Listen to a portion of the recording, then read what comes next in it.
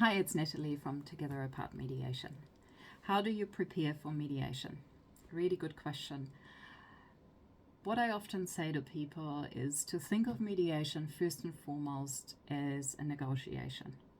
It's a conversation and you're both working towards coming to a conclusion or to a compromise that best meets the needs of everyone involved. So the best way to prepare for mediation is to think through possibilities and think about them in a way of what you want. What would be the best possible outcome that you can see for your children and your family in this particular instance? Then think about what would be an acceptable outcome.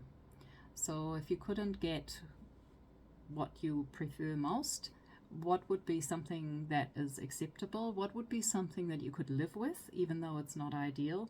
Because the nature of a negotiation is for people to compromise in some way. We're always looking for win-wins, of course, but there is also a give and take in any negotiation. So think about what it is that you could live with, even if it's not ideal. And then thirdly, think about the things that are below the line, so to speak. What are the things that are so important to you that under no circumstances you're going to compromise them or you're going to shift on them? And it's also good to take note of those.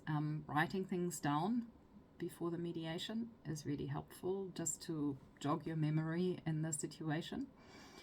Another thing to consider is to think through the arrangement that you're proposing in quite a level of detail.